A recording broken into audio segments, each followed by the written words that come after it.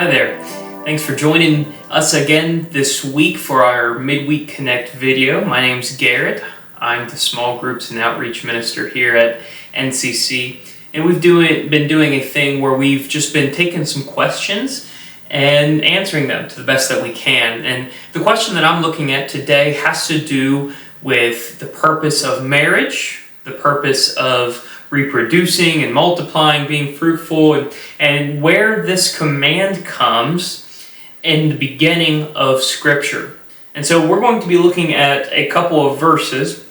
First off, we're going to be looking at this place in Genesis 1:22 and verse 28. Now, the question is, if God calls us to multiply and to bear offspring, how did this occur prior to the fall of humanity? Meaning, prior to Adam and Eve sinning, separating themselves from God's presence, and then being told that it will be difficult for them to bear offspring.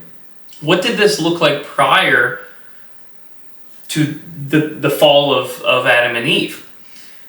Well, I think to best understand this, we need to look at the three commands that are associated with producing, with this command of filling the earth. So in verse 22 of chapter 1, God gives this command to the creatures of the earth, meaning those who swarm the waters, those who are in the sea, those who are winged, and then eventually those who are beasts on the earth. And in verse 22, it says, God blessed them and said, be fruitful, multiply, and fill the waters of the sea, and let the birds multiply on the earth. And he says the same thing regarding the living creatures that crawl on the ground, and about humans. In verse 28, it says, God blessed humans, blessed them, and God said to them, be fruitful, multiply,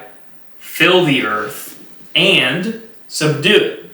And so here, with both the fish of the sea, the birds, and the animals, and humans, God gives the same three commands, and then to humans he also says, subdue. But I just want to focus on these first three: be fruitful, multiply, and fill.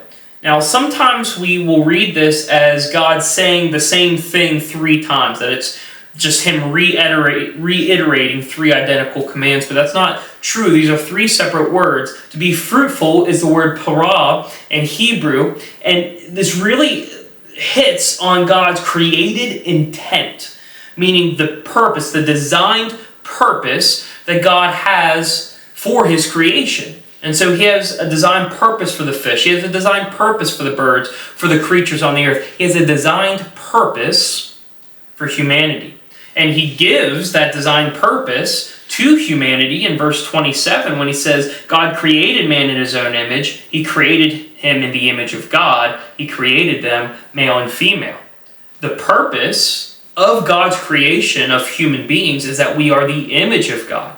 So to be fruitful means that we are fulfilling God's intended purpose for creation. It's not necessarily, it has to do with reproducing, but it really identifies God's fullness of his purpose for his creation. And this hits home a little bit in what Jesus says in Matthew when he talks about bearing fruit. He says in Matthew 7, verse 17, every good tree produces good fruit, but a bad tree produces bad fruit. A good tree can't produce bad fruit, neither can a bad tree produce good fruit. Every tree that doesn't produce good fruit is cut down and thrown into the fire. So you will recognize them by their fruit.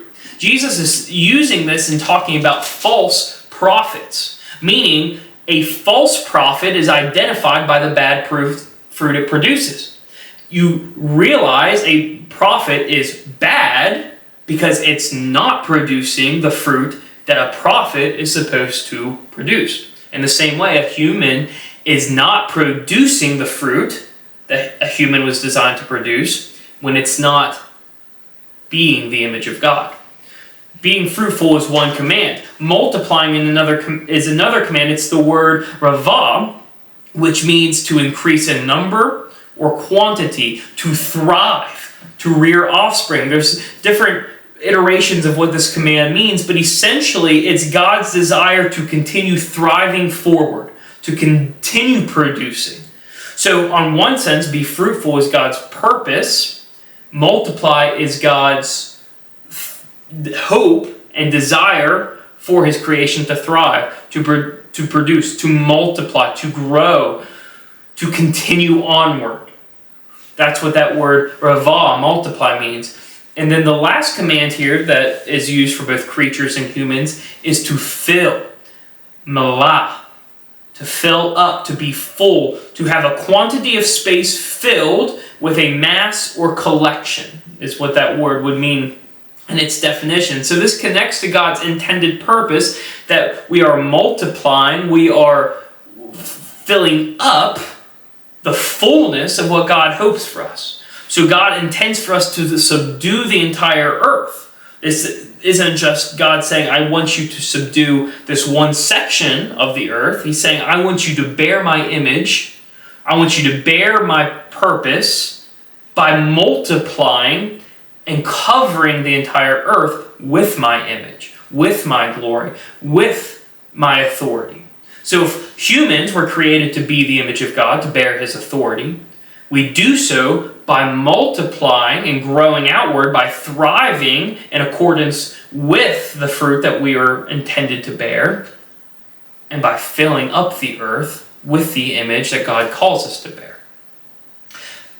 This is what it means for God's command to produce, to bear fruit, to multiply, to fill. That was God's intention from the very beginning of creation. Humanity corrupted that intention and made it difficult when we exited God's presence because of our sin. It didn't become difficult to truly fulfill God's intended purpose until we separated ourselves from God, from He who gave us purpose. Then it became difficult to fulfill the purpose which He gave, because we were separated from He whose image we were meant to bear. Now this also connects to another part of this entire narrative, which is marriage. And chapter 2, verse 24, which we have to go back to verse 23 to understand this, and it says, this is after the creation of Eve, who was taken from Adam's rib, and Adam, it says, retorted, this one at last is bone of my bone and flesh of my flesh. This one will be called woman, for she was taken from man. And then in verse 24 of chapter 2, it says, this is why a man leaves his father and mother and bonds with his wife, and they become one flesh. And a question about this passage is, well, how could they leave their father and mother if God created them here? Well, this is what we call an editorial note. That, remember, Genesis was written after the fact of Genesis. This was given to humanity by divine inspiration, by God revealing to humanity His creation, His plan, His intentions, His character, as we go further into the first 5 books of the Bible and see the law and see the revelation of who God is. God is inspiring and giving witness to humans on everything that He has done and plans and works. And so what He is showing here is that man and woman were created to be one.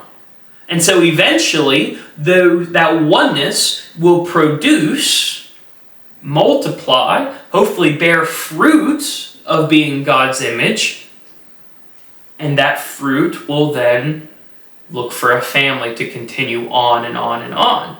That is the purpose of our creation, and in order to fulfill that purpose, man must leave his mother and become one flesh with woman.